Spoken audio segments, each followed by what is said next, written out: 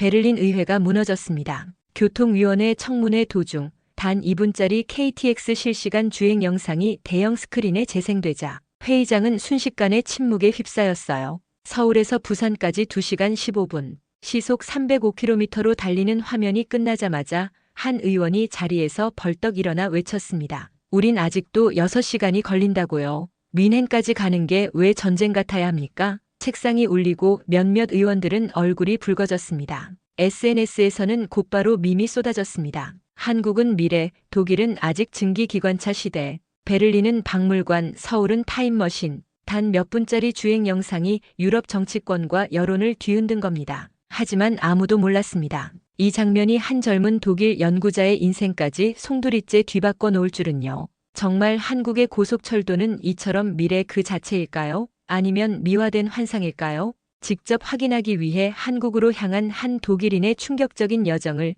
지금 공개합니다. 저는 안나 슈타인입니다. 베를린 공대에서 교통공학을 전공하고 있는 28세 박사과정 학생이자 유튜브 채널을 운영하는 크리에이터입니다. 그날까지만 해도 제 인생에서 한국이라는 나라는 그저 지구 반대편의 작은 점에 불과했습니다. 2025년 3월 15일 베를린 연방의회 교통위원회 청문회장. 저는 언론 관계자석에 앉아 카메라를 준비하고 있었습니다. 독일 고속철도 개혁안에 대한 경론이 예상되는 자리였죠. 하지만 그 순간까지도 제가 목격하게 될 장면이 제 인생을 송두리째 뒤바꿀 거라곤 상상도 못했습니다. 오후 2시 30분, 한 의원이 프레젠테이션 화면을 켰습니다. 독일 철도의 현실을 보여드리겠습니다. 화면에는 뮌헨발 베를린행 ICE가 눈보라 속에서 멈춰 선 모습이 떴습니다. 승객들이 차가운 객실에서 담요를 뒤집어 쓴 채 기다리는 장면이었죠. 위원회실은 무거운 침묵에 잠겼습니다. 이제 다른 나라의 현실을 보시죠. 그가 마우스를 클릭하는 순간 화면이 바뀌었습니다. 새하얀 유선형 열차가 산과 들판을 가로지르며 매끄럽게 달리고 있었습니다. 화면 하단에는 속도계가 실시간으로 표시되고 있었어요. 298km, 300km, 305km. 숨이 막혔습니다. 서울에서 부산까지 거리는 418km. 소요 시간은 그가 잠시 멈췄습니다. 회의실의 공기가 얼어붙는 게 느껴졌어요. 2시간 15분입니다. 순간 위원회실이 술렁거렸습니다. 누군가 작은 소리로 중얼거렸어요. 말이 안 돼. 저 역시 마찬가지였습니다. 베를린에서 뮌헨까지가 6시간인데 한국에서는 그보다 긴 거리를 2시간 만에 주파한다고요? 화면 속 열차는 정확히 예정 시각에 부산역에 도착했습니다. 승객들이 질서정연하게 내리는 모습, 깨끗한 플랫폼, 체계적인 안내방송. 모든 것이 우리의 현실과는 달랐습니다. 그때 한 의원이 자리에서 벌떡 일어섰습니다. 이게 현실입니까? 그의 목소리가 떨리고 있었어요. 우리는 아직도 19세기 철도망을 사용하고 있는 게 아닙니까? 탁, 그가 책상을 내려치는 소리가 회의실 전체를 울렸습니다. 플래시가 터지기 시작했어요. 기자들이 일제히 카메라 셔터를 눌러댔습니다. 도대체 우리가 뭘 하고 있었단 말입니까? 또 다른 의원이 소리쳤습니다. 저 나라는 언제부터 저런 기술을 갖고 있었던 겁니까? 회의실은 순식간에 아수라장이 됐습니다. 위원장이 망치를 두들겨댔지만 소용없었어요. 모든 사람이 흥분한 상태였습니다. 저는 그 순간을 놓치지 않고 촬영했습니다. 독일 정치인들의 당황한 얼굴, 화면에 계속 반복되는 한국 고속철도 영상, 그리고 점점 커지는 소란. 이 모든 게 하나의 거대한 충격파처럼 느껴졌어요. 휴회가 선언된 뒤 기자들이 복도로 쏟아져 나왔습니다. 휴대폰을 들고 실시간 중계를 시작했어요. 지금 독일 의회가 발칵 뒤집혔습니다. 한국의 고속철도 영상 때문입니다. SNS에는 해시태그가 폭발적으로 퍼지기 시작했습니다. 한국은 미래, 독일은 과거, 우리도 KTX를 원한다. 아직도 증기기관차냐? 그날 저녁 뉴스는 온통 한국 이야기였습니다. 앵커는 진지한 표정으로 말했어요. 오늘 독일 교통정책의 패러다임이 흔들렸습니다. 그 진원지는 다름 아닌 극동 아시아의 한 나라, 대한민국이었습니다. 집으로 돌아가는 지하철 안에서 저는 계속 그 영상을 생각했습니다. 부드럽게 달리는 하얀 열차, 정확한 도착 시간, 질서정연한 승하차. 정말 현실일까요? 아니면 정교하게 만들어진 홍보 영상일까요? 의심이 들기 시작했어요. 하지만 동시에 가슴 한구석에서는 다른 감정이 꿈틀거렸습니다. 호기심이었어요. 과연 저 나라에는 정말 그런 기술이 있을까? 만약 사실이라면 어떻게 가능한 걸까? 저는 평생 교통공학을 공부해왔지만 저런 수준의 시스템은 상상도 못했거든요. 그날 밤 제 유튜브 채널 댓글창은 폭발했습니다. 구독자들이 쏟아내는 질문과 요청들. 안나, 이거 진짜야? 한국 가서 팩트체크 해줘. 우리나라는 언제쯤 저렇게 될까? 저는 화면을 바라보며 생각했습니다. 과연 저는 무엇을 해야 할까? 그 순간 저도 모르게 한 가지 결심이 섰습니다. 직접 가서 확인해보자. 영상은 편집될 수 있지만 체험은 거짓말할 수 없으니까요. 그날 밤 저는 잠을 이루지 못했습니다. 침대에 누워서도 계속 그 영상이 머릿속을 맴돌았어요. 하얀 열차가 산을 넘고 강을 건너며 달리는 모습, 정확히 예정된 시각에 도착하는 장면. 정말 현실일까요? 새벽 5시 결국 포기하고 일어나 컴퓨터를 켰습니다. 제 유튜브 채널 알림이 미친 듯이 울리고 있었어요. 하룻밤 사이에 댓글이 4,000개가 넘게 달렸습니다. 평소의 10배였죠. 안나야, 이거 진짜냐? 말도 안 돼. 우리 독일 철도는 왜 이 모양이야? 한국 가서 직접 타보고 영상 찍어줘. 팩트체크 부탁해. 내가 아니면 누가 해? 구독자들의 절박함이 화면을 통해 전해졌습니다. 저 역시 같은 마음이었어요. 교통공학을 전공하는 사람으로서, 크리에이터로서, 그리고 독일 시민으로서 진실을 알고 싶었습니다. 하지만 솔직히 말하면 한국에 대해 제가 아는 건 거의 없었어요. 어릴 적 할아버지께서 들려주신 이야기가 전부였습니다. 폐허에서 일어선 나라, 전쟁으로 모든 걸 잃었지만 다시 일어섰다. 기적 같은 일이었다. 그게 다였어요. 그래서 더욱 믿기지 않았습니다. 불과 70년 전까지만 해도 폐허였던 나라가 어떻게 독일보다 앞선 기술을 가질 수 있을까요? 분명 어딘가에 함정이 있을 거라고 생각했어요. 오전 9시 대학 연구실로 출근했습니다. 동료들도 어젯밤 뉴스를 본 모양이었어요. 랩실 분위기가 어수선했습니다. 안나, 어제 의회 영상 봤어? 토마스 선배가 물었습니다. 저는 고개를 끄덕였어요. 말도 안 되지 않아? 그가 계속 말했습니다. 2시간 15분에 418km라니. 평균 속도가 시속 200km가 넘는다는 소리야. 역 정차 시간까지 포함해서 말이야. 마리아 선배도 끼어들었습니다. 분명 조작됐을 거야. 아니면 특별히 좋은 날씨에 특별한 조건에서 촬영한 거겠지. 실제론 그렇게 안 될 거라고. 저는 아무 말 하지 않고 들었습니다. 사실 저도 같은 생각이었거든요. 하지만 동시에 작은 의문이 들었어요. 정말 그럴까? 점심시간에 저는 도서관에 갔습니다. 한국의 교통 시스템에 대한 자료를 찾아보기 위해서였어요. 하지만 독일어로 된 자료는 많지 않았습니다. 대부분 오래된 것들이었고 최신 정보는 거의 없었어요. 그래서 영어 논문을 뒤지기 시작했습니다. 그런데 놀라운 사실을 발견했어요. 한국의 고속철도 기술에 대한 연구 논문들이 상당히 많았습니다. 그것도 최근 몇 년간 급격히 늘어났더군요. 한 논문의 제목이 눈에 띄었습니다. 한국 고속철도의 정시 운행률과 안전성 분석. 저는 숨을 깊이 들이쉬고 논문을 열었습니다. 읽으면서 충격을 받았어요. 정시 운행률이 94%라고 나와 있었습니다. 독일이 70% 정도인 걸 생각하면 믿을 수 없는 수치였죠. 게다가 사고율은 거의 제로에 가까웠습니다. 다른 논문도 열어봤어요. 동아시아 고속철도 네트워크의 효율성 비교, 한국형 고속철도 기술의 혁신성 분석. 모든 논문이 한국의 철도 기술을 높이 평가하고 있었습니다. 하지만 여전히 의구심이 들었어요. 논문은 논문일 뿐이잖아요. 실제 현실과는 다를 수 있으니까요. 그날 오후 집으로 돌아가는 길에 지하철에서 또 한 번 지연 안내방송을 들었습니다. 신호장애로 인해 열차 운행이 지연되고 있습니다. 이미 10분째 기다리고 있었어요. 플랫폼에는 짜증난 승객들의 한숨 소리가 가득했습니다. 저는 그 순간 다시 어제 본 영상을 떠올렸어요. 정확히 시간에 도착하는 하얀 열차, 조용히 기다리는 승객들. 정말 그런 세상이 존재하는 걸까요? 집에 도착해서 저는 오래 고민했습니다. 구독자들은 답을 원하고 있었어요. 하지만 저 역시 궁금했습니다. 과연 진실은 무엇일까? 그때 할아버지 말씀이 떠올랐어요. 안나야, 세상에는 우리가 상상하지 못하는 일들이 일어나고 있단다. 중요한 건 직접 보고 판단하는 거야. 생전에 항상 하시던 말씀이었습니다. 저는 컴퓨터를 켜고 한국행 항공편을 검색하기 시작했습니다. 베를린에서 서울까지 11시간 비행. 결코 가까운 거리가 아니었어요. 항공료도 만만치 않았습니다. 하지만 저는 결심했습니다.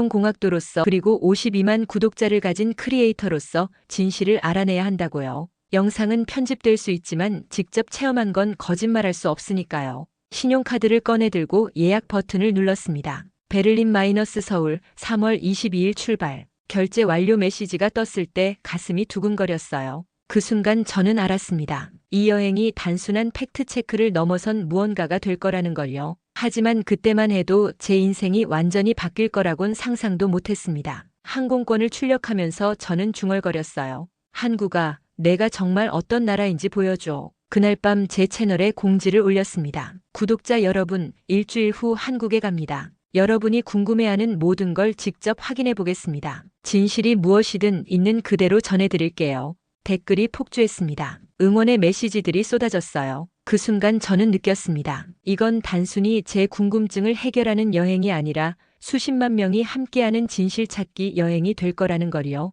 마지막으로 지도를 펼쳐보며 한국의 위치를 확인했습니다. 독일에서 9,000km 떨어진 반도 국가. 면적은 독일의 3분의 1도 안 되는 작은 나라. 과연 그런 나라에서 어떤 기적을 만날 수 있을까요? 잠들기 전 저는 마지막으로 그 영상을 다시 봤습니다. 고요히 달리는 하얀 열차. 이제 일주일 후면 저도 저 열차를 타게 될 거예요. 설렘과 긴장이 동시에 밀려왔습니다. 3월 22일 오후 3시 인천국제공항에 발을 내디뎠습니다. 11시간 비행으로 지친 몸을 이끌고 입국장으로 향했어요. 솔직히 큰 기대는 하지 않았습니다. 공항은 어디나 비슷비슷하니까요. 하지만 첫 번째 놀라움은 입국 심사부터 시작됐습니다. 길게 늘어선 줄을 각오했는데 자동화 게이트들이 빠르게 사람들을 처리하고 있었어요. 제 차례가 되자 여권을 스캔하고 얼굴 인식까지 단 10초 만에 끝났습니다. 베를린 공항에서는 상상할 수 없는 속도였어요. 수암을 찾는 곳에서 또 한 번 깜짝 놀랐습니다.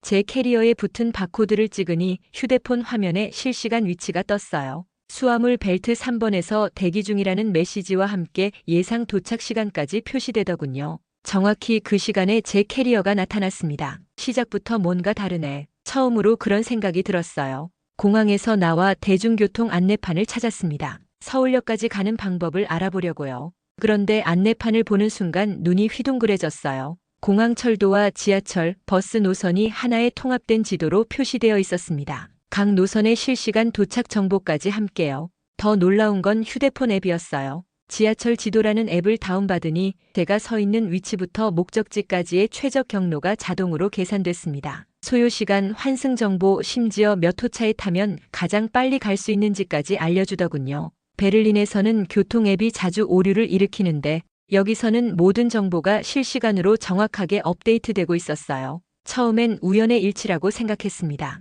공항철도 플랫폼으로 내려갔어요. 깔끔하고 밝은 승강장, 바닥에 그어진 정확한 대기선, 사람들이 질서정연하게 줄을 서 있는 모습이 인상적이었습니다. 독일에서도 줄은 서지만 여기서는 뭔가 더 자연스러웠어요. 전광판을 보니 다음 열차까지 3분이라고 나와 있었어요. 정확히 3분 후 파란색 열차가 미끄러지듯 들어왔습니다. 문이 열리자 내리는 사람들이 먼저 나왔고 그 다음에 타는 사람들이 차례로 승차했어요. 아무도 밀치지 않았고 소리치지도 않았습니다. 열차 내부는 깨끗했고 조용했어요. 좌석마다 콘센트가 있었고 와이파이도 무료로 제공됐습니다. 베를린 지하철에서는 상상할 수 없는 일이었죠. 더욱 놀라운 건 열차가 정말 조용하다는 거였어요. 덜컹거리는 소리도 삐걱거리는 소리도 거의 들리지 않았습니다. 서울역에 도착하니 또 다른 충격이 기다리고 있었어요. 공항철도에서 KTX로 환승하는 동선이 너무나 자연스럽게 연결되어 있었습니다. 길을 잃을 틈이 없었어요.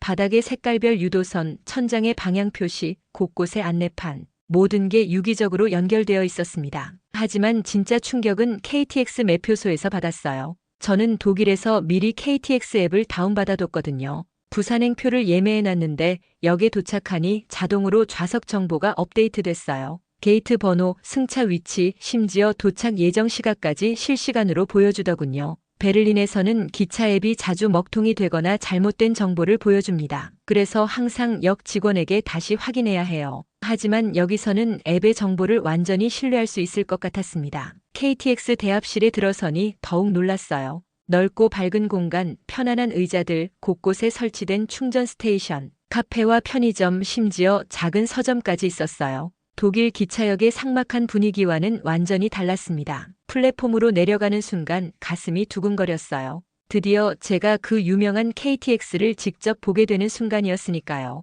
전광판을 보니 부산행 KTX가 5분 후에 도착한다고 나와 있었어요. 사람들이 하나둘 플랫폼에 모여들었습니다. 하지만 아무도 뛰지 않았어요. 서두르지도 않았고요. 모두들 여유롭게 기다리고 있었습니다. 독일에서는 기차가 조금이라도 늦으면 사람들이 초조해하며 시계를 보는데 여기서는 그런 모습을 찾아볼 수 없었어요. 정확히 예정된 시각에 멀리서 하얀 불빛이 보이기 시작했습니다. KTX가 들어오고 있었어요. 심장이 쿵쾅거렸습니다. 영상으로만 보던 그 열차를 드디어 실제로 보게 되는 순간이었거든요.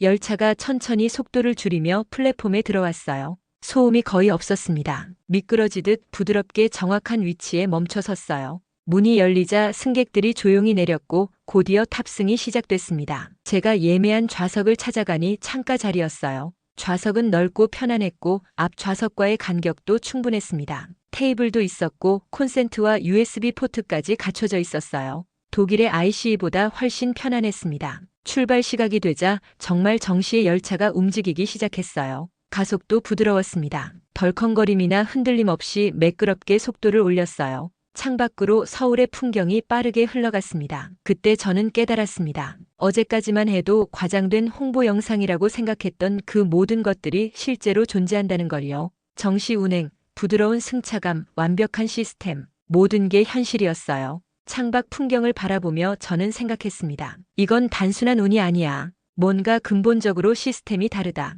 제가 지금까지 알고 있던 상식에 균열이 생기기 시작했어요. 한국에 대한 선입견, 아시아에 대한 편견, 그리고 유럽이 가장 앞선다는 믿음. 그 모든 것에 작은 금이 가기 시작한 순간이었습니다. 열차가 속도를 올리며 도심을 벗어나자 속도계를 확인해 봤어요. 이미 시속 200km를 넘어서고 있었습니다. 하지만 흔들림은 전혀 느껴지지 않았어요. 마치 땅 위를 미끄러지듯 달리는 기분이었습니다. 그 순간 저는 알았어요. 이 여행이 단순한 팩트체크를 넘어선 무언가가 될 거라는 걸요. 제가 지금까지 믿어왔던 모든 것들이 흔들리기 시작한 순간이었습니다. KTX가 서울을 벗어나 속도를 올리기 시작했을 때 저는 여전히 반신반의하고 있었습니다. 아무리 첫인상이 좋아도 진짜 테스트는 예상치 못한 상황에서 벌어지는 거니까요. 독일에서는 항상 그랬거든요. 처음엔 괜찮다가 문제가 생기면 모든 게 엉망이 되곤 했어요. 하지만 한국에서의 경험은 제 예상을 완전히 뒤엎었습니다. 연속으로 벌어진 3번의 사건이 제가 가진 모든 선입견을 산산조각 냈거든요. 첫 번째 사건은 대전역에서 일어났습니다. KTX가 대전역에 도착했을 때 저는 잠시 내려서 플랫폼을 둘러보고 싶었어요. 한국의 지방 도시가 어떤 모습인지 궁금했거든요. 짧은 정차 시간이었지만 충분할 거라고 생각했습니다. 플랫폼에서 몇 장 사진을 찍고 열차로 돌아왔어요. 좌석에 앉아서 가방을 정리하려는데 순간 등골이 서늘해졌습니다. 아이패드가 없었어요. 분명히 테이블 위에 놓고 내렸었는데 말이죠. 아, 끝났다. 그 순간 머릿속이 하얘졌어요. 베를린에서도 비슷한 일이 있었거든요. 지하철에서 노트북을 두고 내린 적이 있는데 결국 찾지 못했었어요. 분실물 센터에 신고해도 소용없었고 경찰도 별로 도움이 안 됐었죠. 하지만 포기하고 싶지 않았습니다. 일단 승무원에게 물어보자고 생각했어요. 아무런 기대 없이요. 실례합니다. 지나가던 승무원에게 말을 걸었어요. 아이패드를 대전역에서 분실한 것 같은데. 승무원은 친절하게 미소 지으며 답했습니다. 걱정하지 마세요. 바로 확인해 드릴게요. 그러더니 휴대용 단말기를 꺼내서 뭔가를 입력하기 시작했어요. 고객님, 아이패드 모델이 어떻게 되시죠? 아이패드 프로 11인치 은색이에요. 네, 확인해 보겠습니다. 승무원이 몇 초간 단말기를 조작했어요. 그런데 놀랍게도 금세 답이 나왔습니다. 했습니다. 대전역 대합실 분실물 보관소에서 발견됐어요. 지금 안전하게 보관 중입니다. 입이 떡 벌어졌어요. 벌써요? 제가 분실한 지 고작 10분도 안 됐는데 벌써 찾았다고요? 승무원이 계속 설명했습니다. 고객님이 원하시면 다음 정차역에서 택배로 받으실 수도 있고 아니면 귀국 전에 대전역에서 직접 찾으셔도 됩니다. 어떻게 하시겠어요? 저는 그 자리에서 멈춰 서 있었어요. 독일 같았으면 일주일은 기다려야 하고 그나마도 찾을 수 있을지 확신할 수 없었을 텐데요. 택배로 받고 싶어요. 네, 그럼 서울역으로 보내드릴게요. 내일 오전에 받으실 수 있습니다. 정확히 42분 후 제 휴대폰에 알림이 떴어요. 분실물이 대전역에서 안전하게 보관되었습니다. 내일 오전 10시에 서울역 고객센터에서 수령 가능합니다. 심지어 추적 번호까지 함께 왔더군요. 그 순간 저는 깨달았습니다. 이건 단순한 운이 아니라는 걸요. 시스템 자체가 다른 거였어요. 두 번째 사건은 부산행 SRT에서 벌어졌습니다. 이튿날 저는 SRT를 타고 부산으로 향했어요. SRT는 KTX와는 또 다른 고속철도라고 들었거든요. 과연 어떨지 궁금했습니다. SRT 객실은 KTX보다도 더 현대적이었어요. 좌석 간격이 넓었고 각 좌석마다 개인 모니터가 설치되어 있었습니다. 하지만 진짜 놀라운 건 따로 있었어요. 열차가 출발하고 속도를 올리기 시작했을 때 저는 노트북을 꺼내서 작업을 하려고 했어요. 독일에서는 고속으로 달리는 기차에서 인터넷이 거의 안 되거든요. 간신히 연결되어도 느리기만 하죠. 하지만 SRT에서는 달랐습니다. 와이파이에 접속하자마자 빠른 속도로 연결됐어요. 혹시나 해서 속도를 측정해봤는데 깜짝 놀랐습니다. 다운로드 속도가 200Mbps 였어요. 제 베를린 연구실 인터넷보다 빨랐습니다. 설마 이게 진짜야? 믿기지 않아서 몇 번 더 테스트해봤어요. 유튜브 영상도 틀어보고 파일 다운로드도 해봤습니다. 모든 게 완벽하게 작동했어요. 시속 300km로 달리는 기차 안에서 말이죠. 더 놀라운 건 이런 시설이 모든 좌석에 갖춰져 있다는 거였어요. 콘센트, USB 포트, 심지어 무선 충전 패드까지. 독일의 ICE에서는 1등석에서만 볼 수 있는 시설들이 여기서는 기본으로 제공되고 있었습니다. 객실을 둘러보다가 더욱 놀라운 걸 발견했어요. 한쪽 구석에 아기 침대가 설치되어 있더군요. 기저귀 교환대와 수유실까지 갖춰진 완벽한 육아 공간이었습니다. 이건 정말 시민을 위한 교통수단이구나. 그 순간 그런 생각이 들었어요. 독일에서는 아이와 함께 기차 여행을 하면 정말 힘들거든요. 시설도 부족하고 다른 승객들의 눈치도 봐야 하고요. 하지만 여기서는 달랐습니다. 아이를 동반한 가족들이 편안하게 여행할 수 있도록 모든 게 준비되어 있었어요. 이건 단순한 기술이 아니라 철학의 차이였습니다. 세 번째 사건은 광명역에서 일어났습니다. 부산에서 하루를 보내고 서울로 돌아오는 길이었어요. 광명역에서 환승을 하려고 내렸는데 갑자기 비가 쏟아지기 시작했습니다. 우산을 준비하지 못했었어요. 역 출구에서 망설이고 있는데 한 아주머니가 다가오셨어요. 50대 후반쯤 되어 보이셨는데 손에 우산을 2개 들고 계셨습니다. 어머, 우산 없으세요? 아주머니가 걱정스럽게 물으셨어요. 네, 갑자기 비가 와서. 멀리서 오셨죠? 외국에서요? 제 말투를 듣고 바로 아셨나 봐요. 네, 독일에서 왔어요. 그러자 아주머니가 활짝 웃으시며 여분 우산을 건네주셨습니다. 이거 가져가세요. 한국에서는 손님은 가족이에요. 순간 가슴이 뭉클해졌어요. 처음 보는 외국인에게 이렇게 자연스럽게 도움을 주시다니. 독일에서는 상상하기 어려운 일이었습니다. 아니에요, 괜찮아요. 잠깐만 기다리면. 아니야, 감기 걸려요. 그냥 가져가세요. 아주머니는 제 손에 우산을 꼭 쥐어주셨어요. 우리 딸도 독일에서 공부하고 있거든요. 누군가 딸한테도 이렇게 해주면 좋겠어요. 그 순간 눈물이 핑 돌았습니다. 이건 단순한 친절이 아니었어요. 진심이 담긴 마음이었습니다. 정말 고맙습니다. 어떻게 보답해야 할지. 보답은 무슨요. 우리나라 좋게 봐주기만 하면 돼요. 아주머니는 그렇게 말씀하시고는 비를 맞으며 걸어가셨어요. 우산을 받아든 채 서 있는데 가슴이 벅차올랐습니다. 지금까지 제가 한국에서 경험한 모든 것들이 파노라마처럼 스쳐 지나갔어요. 완벽한 시스템, 첨단 기술, 그리고 사람들의 따뜻한 마음. 이 모든 게 하나로 연결되어 있다는 걸 그때 깨달았습니다. 기술은 사람을 위해 존재하고 시스템은 시민의 편의를 위해 만들어진다는 것, 그리고 그 모든 것의 바탕에는 서로를 배려하는 마음이 있다는 것을요. 비를 맞으며 걸으면서 저는 생각했습니다. 독일로 돌아가면 뭐라고 설명해야 할까요? 이 모든 경험을, 이 따뜻함을 어떻게 전달할 수 있을까요? 그때까지만 해도 저는 몰랐습니다. 이 3번의 사건이 제 인생을 완전히 바꿔놓을 거라는 걸요. 그리고 독일로 돌아가서 더 큰 시련이 기다리고 있다는 것도요. 하지만 그 순간만큼은 확신했습니다. 제가 경험한 이 모든 것이 진실이라는 걸요. 그리고 이 진실을 세상에 알려야 한다는 걸요. 한국에 온 지 4째 날, 드디어 제가 가장 보고 싶었던 것을 체험할 때가 됐습니다. 바로 GTX였어요. 수도권 광역급 행철도. 이름부터 뭔가 미래적이었죠. 독일에서 사전 조사를 할 때 가장 궁금했던 시설이었습니다.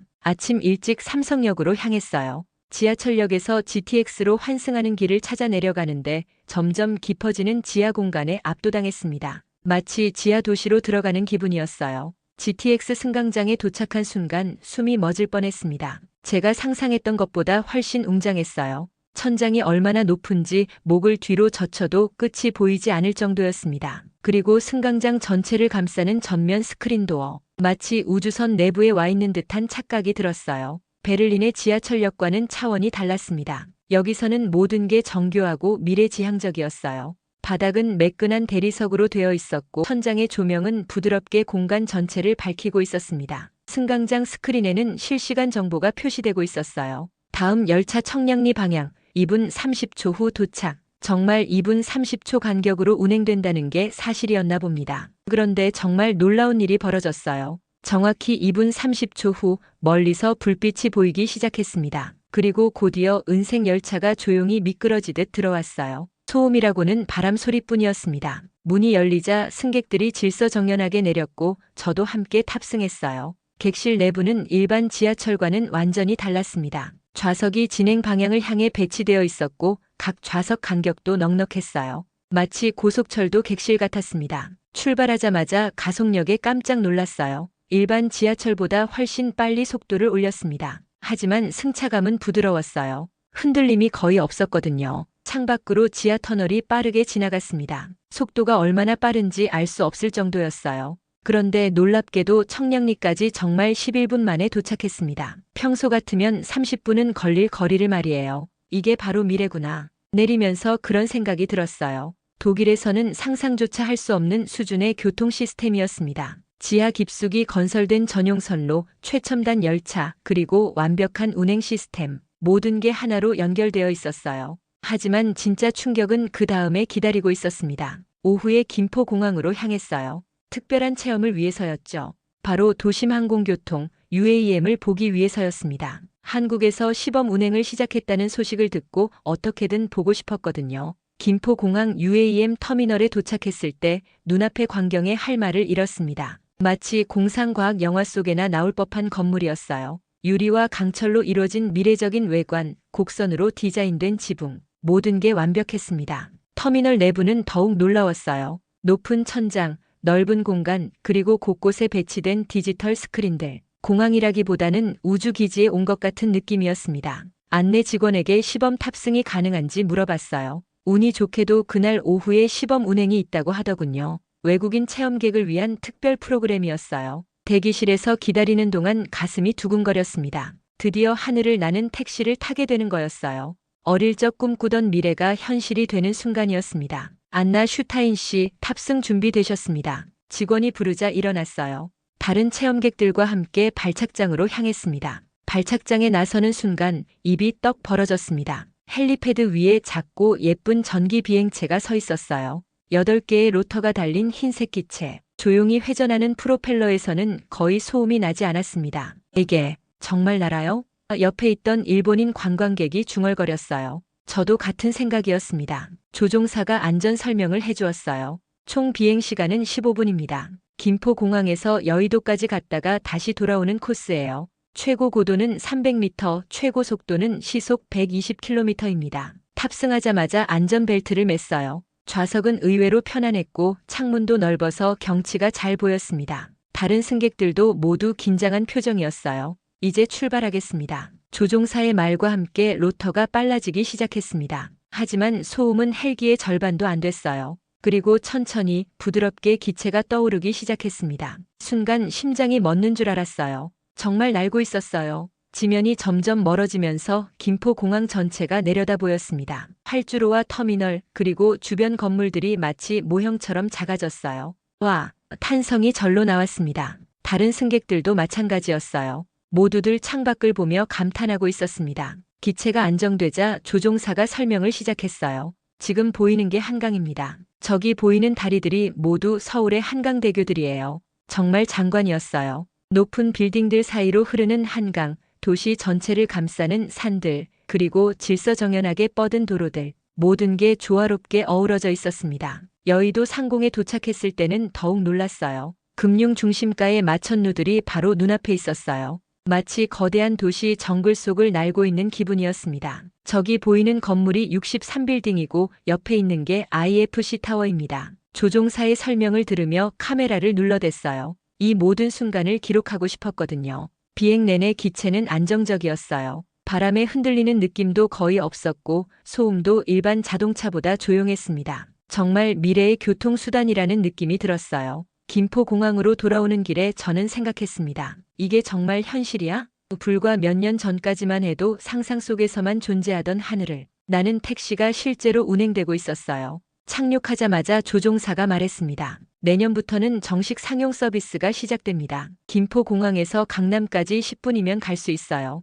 10분이요? 지상으로는 1시간 이상 걸리는 거리를 10분에 간다고요? 말이 안 됐어요. 하지만 제가 방금 체험한 게 현실이었습니다. UAM 터미널을 나서면서 저는 확신했습니다. 한국은 단순히 교통이 발달한 나라가 아니라 미래를 먼저 살고 있는 나라라는 걸요. GTX와 UAM을 통해 본 건 단순한 기술이 아니라 완전히 새로운 도시의 모습이었습니다. 그날 밤 호텔에서 영상을 편집하면서 저는 떨렸어요. 구독자들이 이 영상을 보면 어떤 반응을 보일까요? 믿을 수 있을까요? 영상 마지막에 저는 이렇게 말했습니다. 여러분, 지금 제가 보여드린 건 단순한 교통수단이 아닙니다. 기술과 인간의 삶이 완벽하게 결합된 새로운 문명입니다. 한국은 미래를 만들어가고 있습니다. 업로드 버튼을 누르는 순간 가슴이 뛰었어요. 이 영상이 어떤 파장을 일으킬지 모르지만 진실은 전해야 한다고 생각했거든요. 하지만 그때는 몰랐습니다. 이 영상이 독일로 돌아간 제게 얼마나 큰 시련을 안겨줄지를요.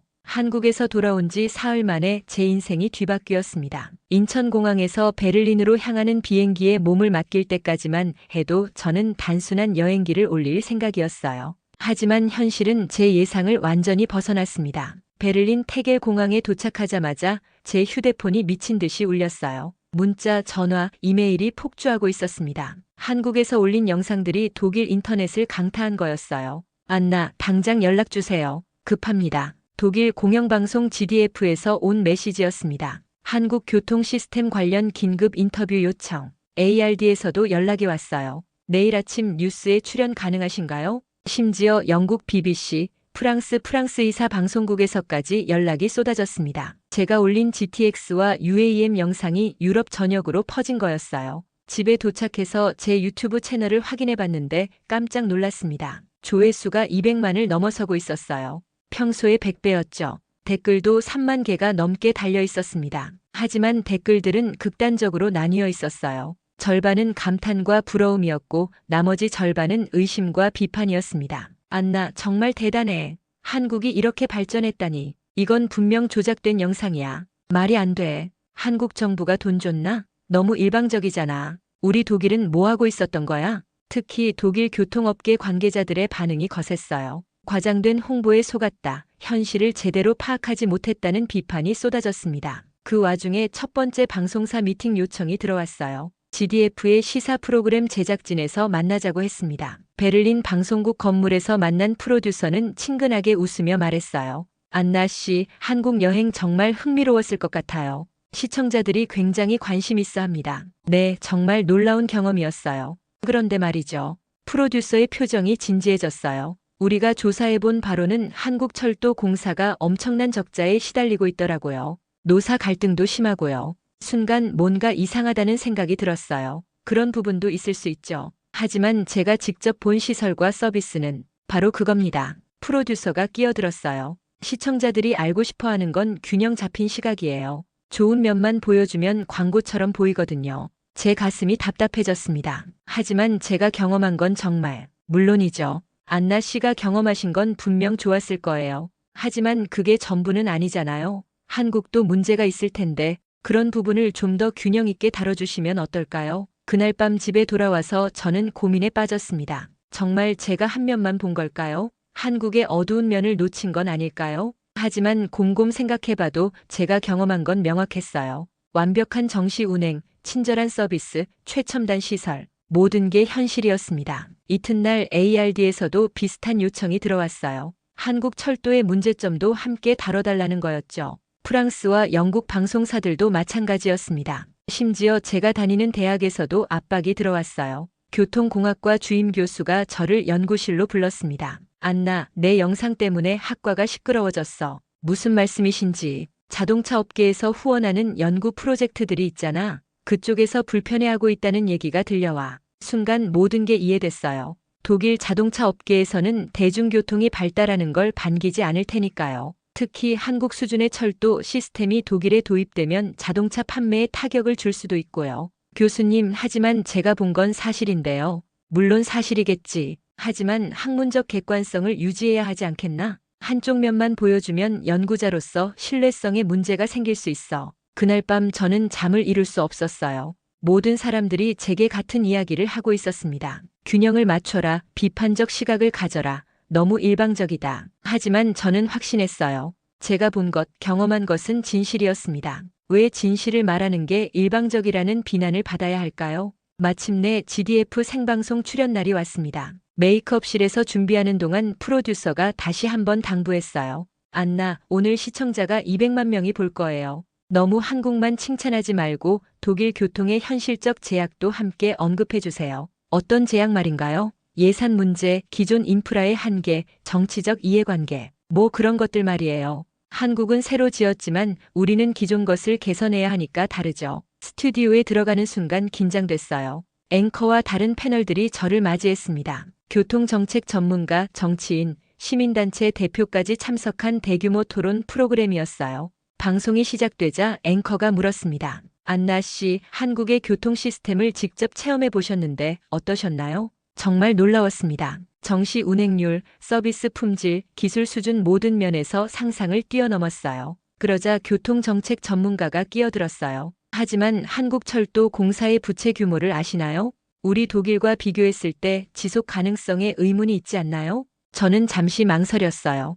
프로듀서의 눈빛이 느껴졌습니다. 지금이 기회다. 균형 잡힌 시각을 보여줘라. 하지만 저는 결심했습니다. 진실을 말하기로요. 네, 재정적 문제가 있을 수 있습니다. 하지만 현장에서 제가 본 건 단순한 교통수단이 아니었어요. 시민들의 삶의 질이었습니다. 스튜디오가 조용해졌어요. 저는 계속 말했습니다. 베를린에서 뮌헨까지 6시간 걸리는 기차를 타면서 우리는 뭘 얻고 있나요? 지연과 불편함 뿐이에요. 하지만 한국에서는 시민들이 시간을 절약하고 편안하게 이동하고 더 나은 삶을 살고 있었어요. 패널들의 표정이 굳어졌어요. 앵커가 급하게 다른 질문으로 넘어가려 했지만 저는 멈추지 않았습니다. 돈의 문제가 아니에요. 철학의 문제입니다. 한국은 시민을 위해 투자하고 있어요.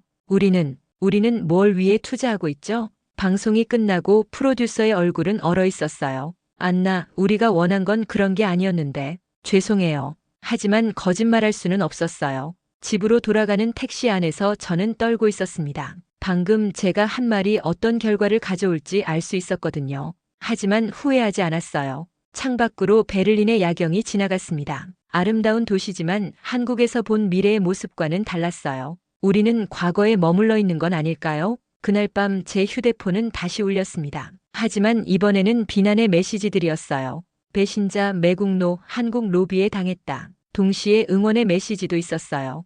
드디어 진실을 말하는 사람이 나타났다. 용기 있는 발언이었다. 계속 힘내세요. 저는 그때 깨달았습니다. 진실을 말하는 것이 이렇게 어려운 일이라는 걸요. 그리고 그 대가가 얼마나 클지도요. 하지만 한국에서 받은 우산을 바라보며 다시 한번 다짐했습니다. 따뜻함과 진실은 반드시 전해져야 한다고요. 생방송이 끝난 다음 날부터 제 삶은 완전히 뒤바뀌었습니다. 아침에 눈을 뜨자마자 휴대폰을 확인하는 게 두려워졌어요. 매일 밤 쏟아지는 알림들 때문에 잠을 설쳤거든요. 유튜브 구독자 수가 실시간으로 요동치고 있었습니다. 새벽에 확인했을 때는 4만 명이 빠져나갔어요. 하지만 동시에 3만 명이 새로 구독했더군요. 댓글창은 전쟁터 같았습니다. 안나, 내가 진짜 독일인이야? 조국을 배신하다니. 드디어 진실을 말하는 연구자가 나타났네. 한국 정부가 얼마 줬냐? 솔직히 말해봐. 안나 덕분에 눈이 떠졌어. 우리나라 현실이 이렇게 뒤떨어진 줄 몰랐네. 마음이 찢어지는 듯 했어요.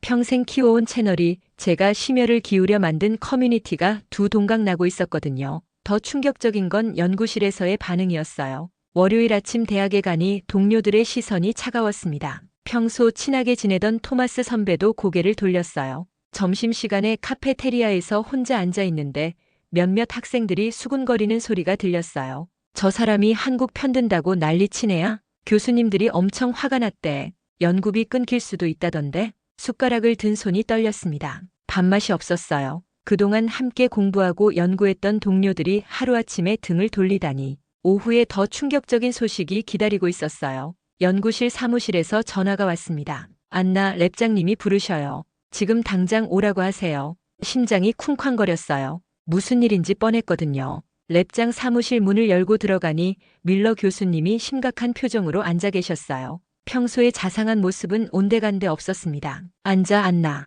네, 교수님. 내가 무슨 짓을 했는지 알고 있나? 목소리가 차갑게 식어 있었어요. 지금까지 저를 딸처럼 아껴주시던 분이 맞나 싶었습니다. 교수님, 저는 제가 경험한 것을 솔직히. 밀러 교수님이 책상을 탁 쳤어요. 너는 연구자야, 안나. 객관성을 잃어버린 연구자가 무슨 의미가 있어? 하지만 제가 본 것은, 내가 본 것? 일주일간 관광한 걸 가지고 학술적 결론을 내린다는 거야? 교수님의 목소리가 점점 커졌어요. 우리 연구실이 몇 년간 쌓아온 신뢰가 하루아침에 무너졌어. 그때 알았어요. 진짜 문제가 뭔지를요. 교수님, 혹시 연구비 때문인가요? 교수님의 표정이 굳어졌어요. 무슨 소리야? BMW, 아우디, 폭스바겐에서 후원하는 프로젝트들 말이에요. 순간 사무실이 조용해졌습니다. 교수님이 한숨을 크게 내쉬었어요. 안나, 현실을 봐야 해. 우리는 연구비가 있어야 연구를 할 수 있어. 그 돈이 어디서 나오는지 너도 알잖아. 가슴이 답답해졌어요. 그럼 진실은 어쩌고요? 제가 경험한 것들은 거짓말이라는 건가요? 진실이 전부가 아니야. 때로는 침묵도 필요해. 그 순간 모든 게 명확해졌습니다. 제가 한국에서 본 것들, 경험한 감동들은 누군가에게는 위협이었던 거예요. 기존 시스템에 대한 도전이었고 기득권에 대한 반박이었던 거죠. 교수님, 저는 거짓말할 수 없어요. 그럼. 교수님이 무거운 입을 열었어요. 당분간 연구실에 나오지 마. 상황이 정리될 때까지. 머리에 벼락이 친 기분이었어요. 그게 무슨 뜻인가요? 연구 참여 중단이야. 논문 공동 저자에서도 빼겠어. 다리에 힘이 빠졌어요. 3년간 연구한 프로젝트에서 쫓겨나는 거였어요. 박사 학위는 어떻게 되는 거죠? 사무실을 나와 복도에 서 있는데 눈물이 쏟아졌습니다. 지나가는 학생들이 저를 흘끔거렸지만 상관없었어요. 모든 게 무너지고 있었거든요. 화장실에 들어가 울고 있는데 휴대폰이 울렸어요. 모르는 번호였어요. 안나 슈타인 씨인가요? 네, 맞습니다. 슈바르츠 자동차 마케팅 부서에서 연락드립니다. 혹시 시간 되실 때 만나서 얘기할 수 있을까요? 순간 온몸에 소름이 돋았어요. 무슨 얘기인가요? 저희가 후원하던 연구 프로젝트 관련해서요. 최근 안나 씨 발언 때문에 조금 곤란한 상황이 생겨서 죄송하지만 통화 어렵습니다. 전화를 끊고 나니 무서웠어요. 자동차 회사에서 직접 연락을 해오다니.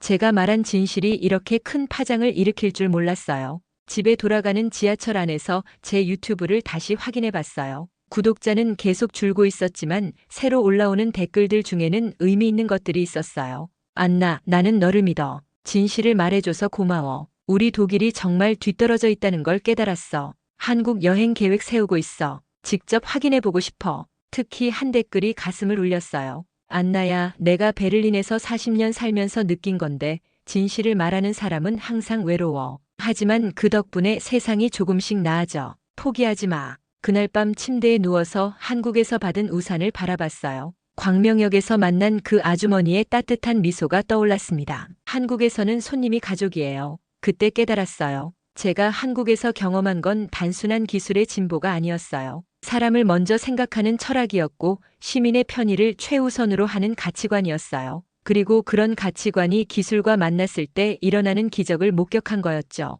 문득 궁금해져서 한국 관련 뉴스를 찾아봤어요. 한국에서도 제 이야기가 화제가 되고 있었더군요. 독일 연구자가 본 한국의 진짜 모습이라는 제목의 기사들이 여러 개 올라와 있었어요. 댓글들을 보니 한국 사람들도 놀라워하고 있었어요. 우리가 당연하게 생각했던 게 이렇게 대단한 거였어? 외국인 눈에 우리나라가 이렇게 보이는구나. 안나 씨 때문에 우리나라 자부심이 생겼어. 그 순간 저는 확신했어요. 제가 겪고 있는 시련이 헛된 게 아니라는 걸요. 진실은 반드시 전해져야 하고 그 과정에서 생기는 고통은 감수할 가치가 있다는 걸요. 새벽 3시 마지막으로 제 채널에 짧은 글을 올렸어요. 구독자 여러분, 요즘 많은 일이 있었습니다. 제가 한국에서 경험한 것들을 솔직히 말했더니 여러 가지 문제가 생겼어요. 하지만 후회하지 않습니다. 왜냐하면 제가 본 것은 진실이었고 그 진실 속에는 우리 모두가 배울 점이 있었거든요. 앞으로도 저는 정직하게 제가 경험한 것을 있는 그대로 전하겠습니다. 업로드 버튼을 누르는 순간 마음이 홀가분해졌어요.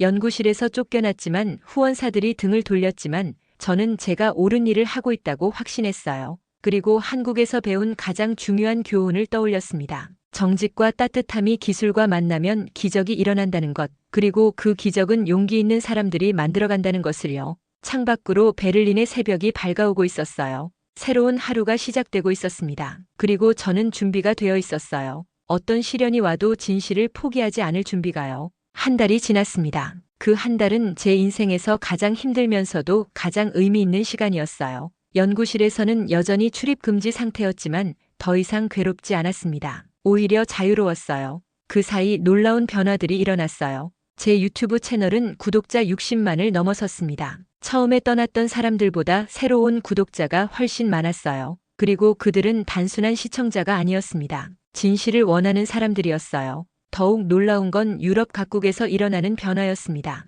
프랑스에서는 TGV 개선 방안을 논의하기 시작했고, 스페인에서는 한국형 고속철도 도입을 검토한다고 발표했어요. 이탈리아 정부는 아예 한국 철도 전문가들을 초청해서 자문을 구한다고 했습니다. 하지만 가장 극적인 변화는 독일에서 일어났어요. 4월 15일 오후 저는 베를린 중앙역에 서 있었습니다. 뮌헨행 ICE를 기다리고 있었어요. 개인적인 용무로 뮌헨에 가야 했거든요. 익숙한 풍경이었죠. 긴 대기줄, 지연 안내 방송, 짜증낸 승객들. 전광판을 보니 또 지연이었어요. 30분 지연. 한숨이 나왔습니다. 한국에서는 상상할 수 없는 일이죠. 그때 제 휴대폰에 뉴스 알림이 떴어요. 제목을 보는 순간 심장이 멎는 줄 알았습니다. 독일 연방정부 고속철도 대대적 개혁안 발표. 한국 모델 벤치마킹. 황급히 기사를 열어봤어요. 독일 교통부는 오늘 향후 10년간 1,000억 유로를 투입해 철도망을 전면 개편한다고 발표했다. 이번 개혁안의 핵심은 한국의 KTX와 GTX 시스템을 참고한 것으로 알려졌다. 특히 정시 운행률 개선과 통합 교통 시스템 구축에 중점을 둘 예정이다. 손이 떨렸어요. 기사를 계속 읽어내려갔습니다. 이번 결정에는 최근 독일 교통공학자 안나 슈타인의 한국 체험기가 큰 영향을 미친 것으로 분석된다. 그녀의 유튜브 영상과 방송 출연은 독일 국민들에게 큰 충격을 주었고 교통개혁에 대한 여론을 불러일으켰다. 눈물이 핑 돌았어요. 제가 겪었던 모든 고통, 연구실에서의 퇴출, 동료들의 냉대, 모든 게 헛되지 않았던 거예요. 주변을 둘러보니 다른 승객들도 같은 뉴스를 보고 있었어요. 어떤 아주머니가 중얼거렸습니다. 드디어구나. 이제 우리도 제대로 된 기차를 탈 수 있겠어. 한 학생은 친구에게 말했어요. 안나 슈타인 알지? 그 사람 덕분에 이렇게 된 거래. 가슴이 벅차올랐습니다. 제가 한국에서 경험한 감동이 이렇게 많은 사람들에게 전해졌다는 게 믿기지 않았어요. 그때 또 다른 알림이 울렸습니다. 이번에는 독일 공영방송에서 온 연락이었어요. 하지만 한 달 전과는 분위기가 완전히 달랐습니다. 안나 씨, 오늘 저녁 특집 프로그램에 출연해 주실 수 있나요? 독일 교통개혁의 방향에 대해 의견을 듣고 싶습니다. 제가 나가도 괜찮을까요? 물론입니다. 지금 독일에서 가장 주목받는 교통 전문가가 안나 씨예요. 전문가라니. 한 달 전만 해도 매국노라고 비난받던 제가 이제는 전문가가 되었다고 하네요. 뮌헨에서 돌아온 뒤 저는 오랜만에 영상을 만들기 시작했어요. 제목은 한 달 후 달라진 독일이었습니다. 안녕하세요, 구독자 여러분. 안나입니다. 화면 속 제 모습은 한 달 전보다 훨씬 편안해 보였어요. 오늘 놀라운 소식을 들었습니다. 독일이 드디어 변화를 시작한다고 하네요. 영상에서 저는 한국에서의 경험을 다시 한번 정리했어요. 그리고 그것이 어떻게 독일의 변화로 이어졌는지 설명했습니다. 여러분, 한 달 전 저는 진실을 말했다는 이유로 많은 것을 잃었어요. 연구실에서 쫓겨났고 동료들의 신뢰를 잃었습니다. 하지만 후회하지 않아요. 왜냐하면 진실은 결국 빛을 보기 때문입니다. 카메라 앞에서 저는 한국에서 가져온 우산을 꺼냈어요. 그 비 오던 날 광명역에서 받은 소중한 선물이었죠. 이 우산은 단순한 물건이 아니에요. 따뜻함의 상징입니다. 낯선 외국인을 가족처럼 대해준 한국 사람들의 마음이죠. 그리고 그 마음이 기술과 만났을 때 KTX가 탄생했고 GTX가 만들어졌고 UAM이 하늘을 날게 된 거예요. 영상 말미에 저는 이렇게 말했습니다. 교통은 단순한 이동수단이 아닙니다. 시민의 권리이자 복지입니다. 그리고 한국은 그 사실을 증명했어요. 이제 우리 독일도 그 길을 걸어가게 됩니다. 마지막 장면에서 저는 베를린 중앙역 플랫폼에 섰어요. 여전히 지연되고 있는 ICE를 배경으로 말했습니다. 하지만 변화는 하루아침에 일어나지 않아요. 우리 모두의 노력이 필요합니다. 그리고 무엇보다 진실을 받아들이는 용기가 필요해요. 영상을 업로드하자마자 댓글이 폭주했어요. 하지만 이번에는 대부분이 응원의 메시지였습니다.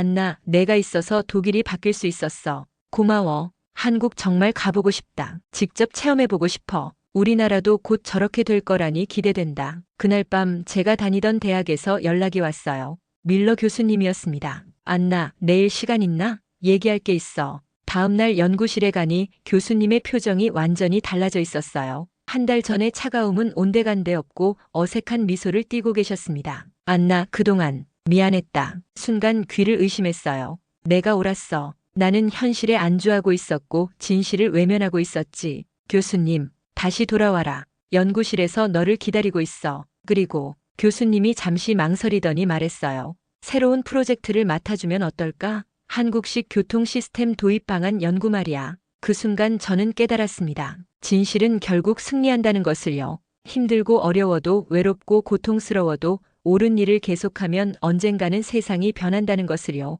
며칠 후 저는 다시 한번 영상을 올렸어요. 마지막 영상이었습니다. 여러분, 정직과 따뜻함이 기술과 만나면 기적이 일어납니다. 제가 한국에서 배운 가장 소중한 교훈입니다. 그리고 그 기적은 우리 모두가 만들어갈 수 있어요. 책상 위에 우산을 다시 한번 바라보며 저는 말했습니다. 한 달 전 저는 모든 걸 잃는 줄 알았어요. 하지만 지금 보니 더 큰 것을 얻었습니다. 진실의 힘을, 변화의 가능성을, 그리고 따뜻함의 위대함을 깨달았거든요. 마지막으로 저는 구독자들에게 물었습니다. 여러분은 언제 진실이 소중하다고 느끼셨나요? 언제 따뜻함이 세상을 바꿀 수 있다고 확신하셨나요? 댓글로 여러분의 이야기를 들려주세요. 그리고 영상을 마무리하며 말했습니다. 이 이야기가 여러분의 마음에 닿았다면 구독과 좋아요 부탁드립니다. 그리고 주변 사람들에게도 널리 알려주세요. 진실은 혼자서는 힘이 약하지만 함께하면 세상을 바꿀 수 있으니까요. 창밖으로 베를린의 저녁 노을이 아름답게 물들고 있었어요.